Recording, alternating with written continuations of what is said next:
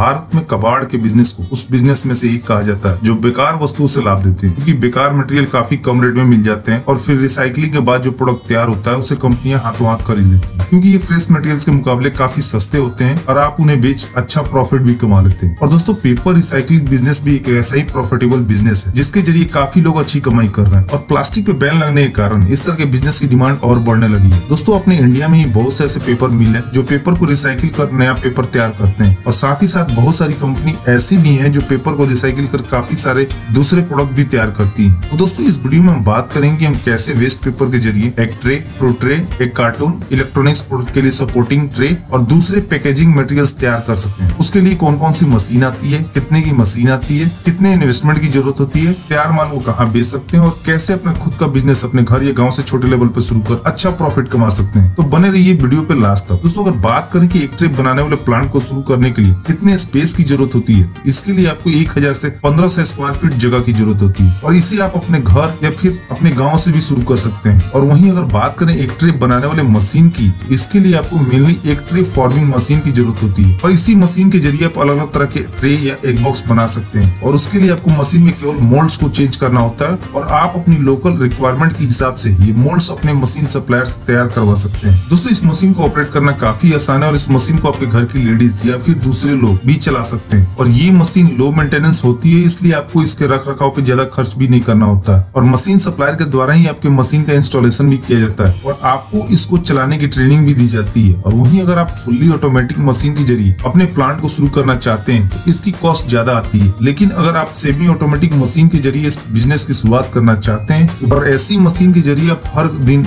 8 घंटा काम कर 7 से 8000 के आसपास ट्रे तैयार कर सकते हैं। दोस्तों अगर बात करें कि एक ट्रे बनाने के लिए कौन कौन से रॉ मटेरियल्स की जरूरत होती है, तो इसके लिए आपको waste paper, waste corrugated box, waste sheet, waste newspaper, waste paper tube या हम ऐसा भी कह सकते हैं कोई भी पेपर का वेस्ट प्रोडक्ट हम यूज में ला सकते हैं और ये रॉ मटेरियल्स आपको अपने लोकल एरिया में ही अपने एरिया के कबाड़ियों से मिल सकता है। दोस्तों अगर बात करें पूरे प्रोसेस की, कैसे वेस्ट पेपर के जरिए एक ट्रे को तैयार किया जाता है, तो इसके लिए पहले वेस्ट पेपर को कटिंग कर पल्प मेकिंग मशीन में डाला जाता है और फिर पल्प मेकिंग मशीन के जरिए पेपर को ग्राइंड कर पल्प के जैसा बना दिया जाता है, बिल्कुल गाढ़ा, जिसे हिंदी में हम लुगदी भी कहते हैं। और ऐसे पल्प मेकिंग मशीन के जरिए वेस्ट पेपर से डस्ट, इंक और दूसरी गंदगी को अलग कर दिया जाता है, क्योंकि मशीन को ऐसा बनाया ही गया है कि इसके जरिए गंदगी को बाहर निकाल दिया जाए और फिर तैयार पल्प या लुगदी को टैंक में स्टोरेज किया जाता है और फिर मोटर और पाइपलाइन के जरिए इसे एक ट्रे मेकिंग मशीन तक पहुंचाया दिया जाता है और फिर एक ट्रे मेकिंग मशीन के जरिए ट्रे तैयार किए जाते हैं। ट्रे को तैयार करने के बाद जो दूसरा प्रोसेस होता है वो होता है ट्रे को ड्राई करना। कुछ लोग एक ट्रे को धूप में ड्राई करते हैं और अगर आपका बजट ज्यादा है तो आप एक ड्रायर लगवा सकते हैं जिसके जरिए एक ट्रे काफी जल्दी सूख जाती है और फिर उसे 12 पीस, 24 पीस या फिर अलग अलग पैकिंग में पैक कर पोल्ट्री फार्म या लेयर फार्मिंग वालों के पास, शॉपिंग मॉल में, होलसेलर या फिर दूसरी जगह बेचने के लिए भेज दिया जाता है। दोस्तों अगर बात करें पूरे प्लांट को शुरू करने की, इसके लिए 5 मशीन की जरूरत होती है। पहली पेपर कटिंग मशीन, दूसरी पेपर पल्पिंग मशीन, तीसरी एक ट्रे फॉर्मिंग मशीन, चौथी ड्राइंग मशीन और फिर पैकिंग मशीन, जिसमें ड्राइंग मशीन और पैकिंग मशीन ऑप्शनल होती है, क्योंकि अगर आपकी सेल ज्यादा नहीं है तो आप बाद में भी इस मशीन को खरीद सकते हैं। तो बिजनेस शुरू करने से पहले आपको अपने एरिया के कस्टमर की लिस्ट बनानी होगी और फिर पोल्ट्री फार्म, लेयर फार्मिंग और फ्रूट सेलर आपके टारगेट कस्टमर होंगे और बिजनेस शुरू करने से पहले आपको उनके साथ अपने कॉन्टेक्ट बढ़ाने होंगे ताकि आगे आपको अपने ट्रे बेचने में ज्यादा प्रॉब्लम नहीं है। दोस्तों अगर बात करें एक ट्रे की मैन्युफैक्चरिंग कॉस्ट की,